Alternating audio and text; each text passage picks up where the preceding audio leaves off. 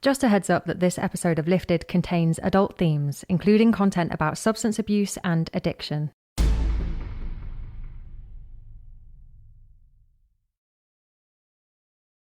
$5,824. That's the number of people that reportedly experienced homelessness in Erie County, Buffalo, New York, in 2017. Of that 5,824, 43% are women. The Matt Urban Hope Gardens is a place that aims to reduce that percentage. It's a home for formerly homeless women. Being homeless is just like a lifestyle, just like being addicted is. And this is Lisa.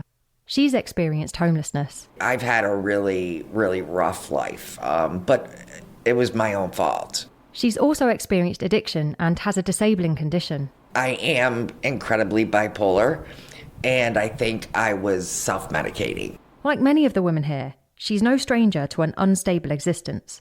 But she's not a client at Hope Gardens. I am the director of Hope Gardens and Housing First at the Lieutenant Colonel Matt Urban Human Services Center of Western New York. She's the boss. You know how they always say you've got to hit your rock bottom, you've got to hit your rock bottom? Everybody's rock bottom is different. I mean, mine was almost dying. That's pretty deep, you know what I mean? That's bad.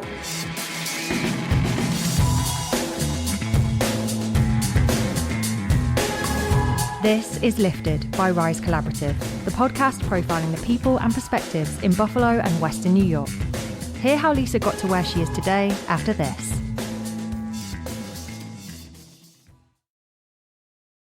Are you excited for summer? The Buffalo Olmsted Parks Conservancy is. No matter what Buffalo neighborhood you live in, there are park events for you. Bike riding, walking, movie nights. The Conservancy has something for everyone.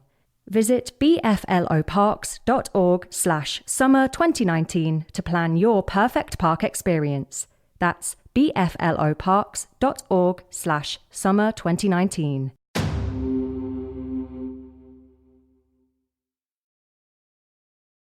The Matt Urban Center of Western New York is a non-profit. It provides programs enhancing quality of life, preserving neighborhoods, and encouraging economic development. The center is named after the late Lieutenant Matt Urban, arguably the most highly decorated soldier in American history. I love our philosophy. Housing first. That's what it's all about. It's housing first. And then we'll figure out everything else from there. Hope Gardens is part of the Matt Urban Center. It provides 20 units of housing for chronically homeless women. And chronically homeless is defined as a single individual or head of household with a disabling condition who has either experienced homelessness for longer than a year, during which time the individual may have lived in a shelter, safe haven, or a place not meant for human habitation, or experienced homelessness 4 or more times in the last 3 years, adding up to 12 months. That's according to the Department of Housing and Urban Development. So just to be clear, Hope Gardens is not a shelter. It's permanent supportive housing. So that means in this case, the women have their own space, so their own apartment with some basic facilities like a microwave and a refrigerator. Well, this is our dining area. And there's a main kitchen and dining area that's shared, and everybody is encouraged to use it. Especially right around dinner time, it gets a little crazy. We also have groups in here.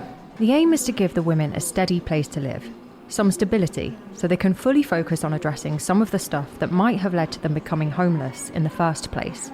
There is no judgment. As far as I'm concerned, there's like one judge, and he's up there, and I'm down here, and we definitely don't pass judgment. Since 2015, Lisa has worked at the Matt Urban Center in various roles, and she's worked her way up from case manager. And now I'm like the director.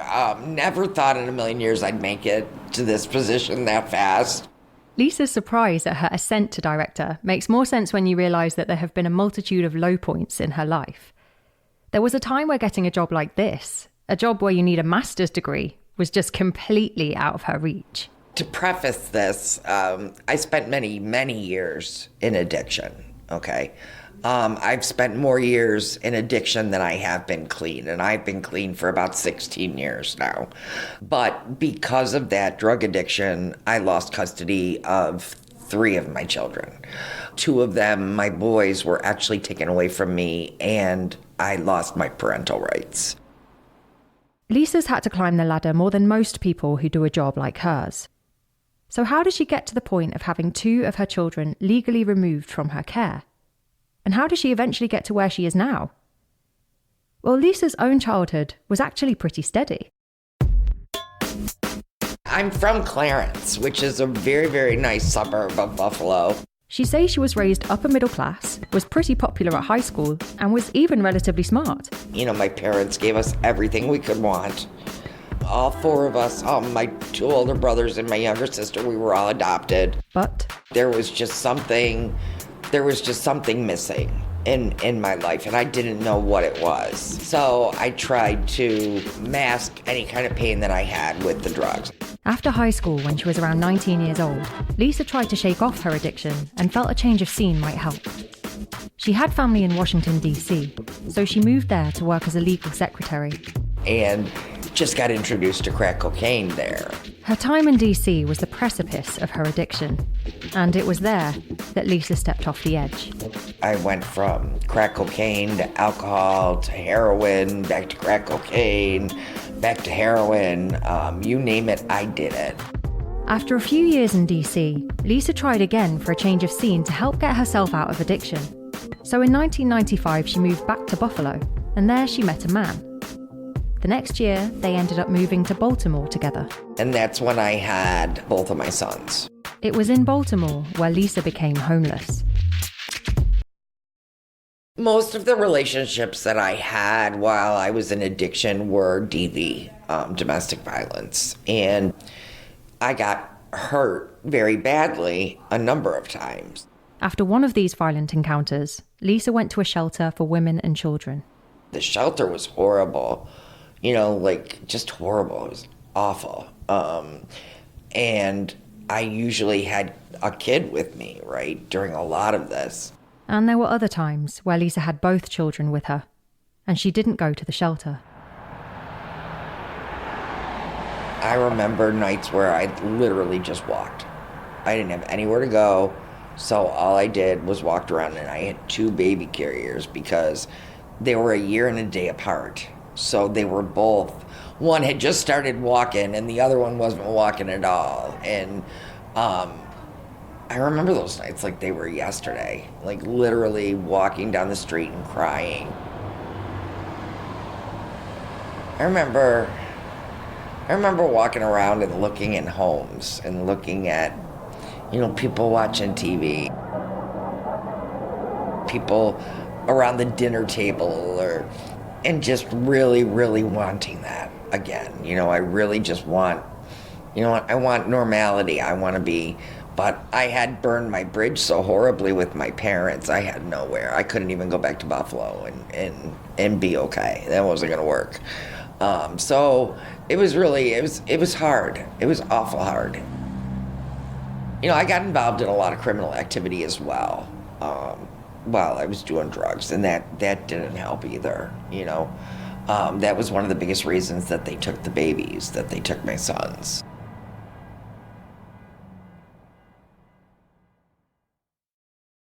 Her children were taken into care in 1998, and Lisa moved back to Buffalo the next year. On her return to her hometown, it seemed like Lisa had already hit rock bottom. But then I had my accident. It got worse. April 9th, 2003. Yeah, April 9th, 2003. We were out of gas on the side of the 290, and a semi just roared right into us.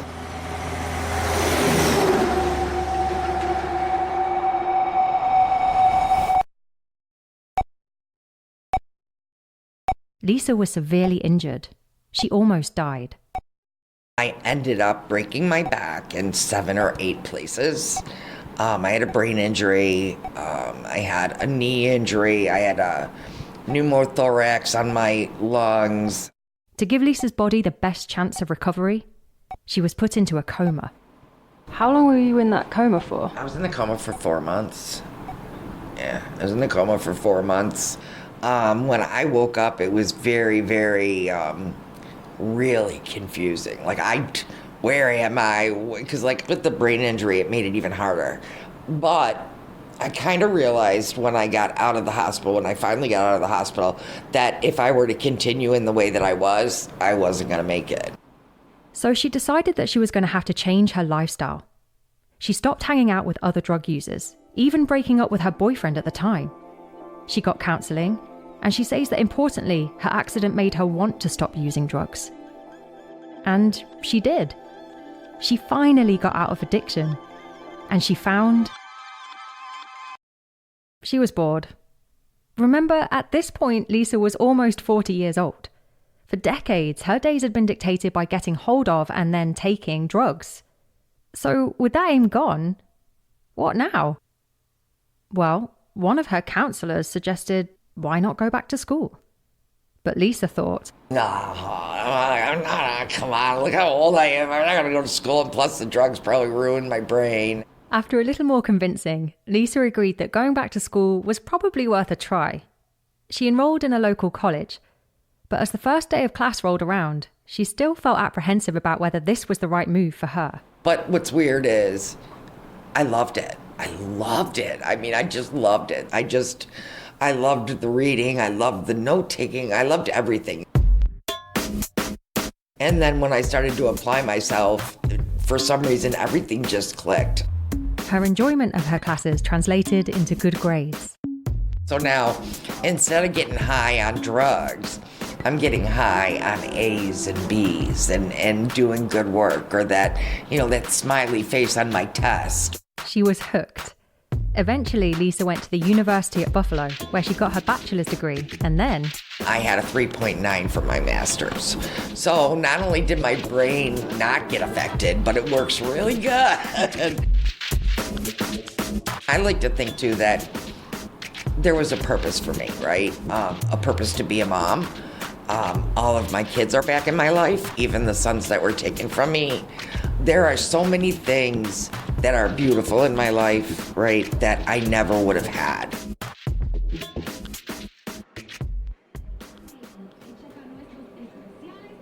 Many of the women at Hope Gardens today have had similar experiences to Lisa.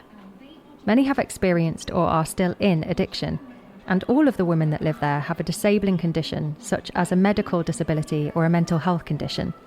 But there are myriad reasons for why these women experienced the instability of homelessness.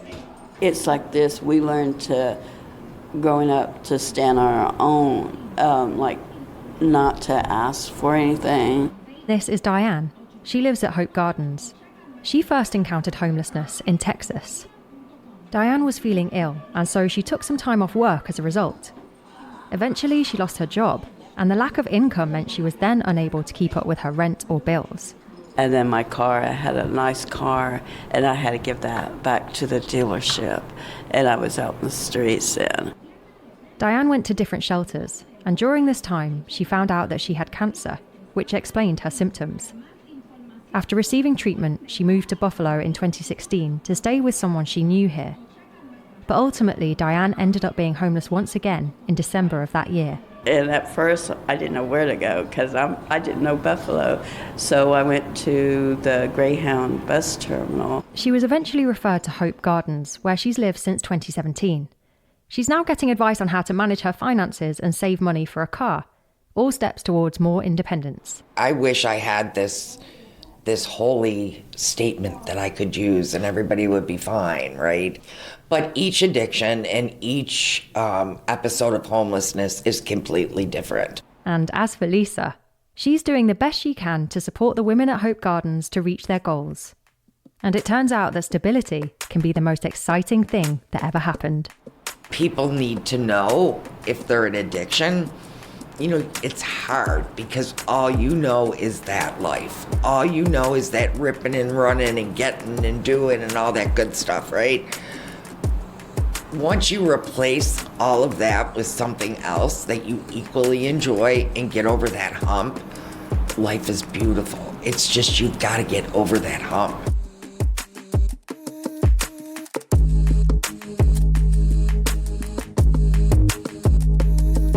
You've been listening to Lifted by Rise Collaborative.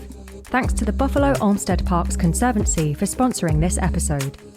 If you're enjoying Lifted, it would be great if you could leave a review wherever you listen. It helps more people to hear positive stories of people in Western New York. Lifted is produced by me, Holly Kirkpatrick, for Rise Collaborative. And you can find more episodes wherever you found this.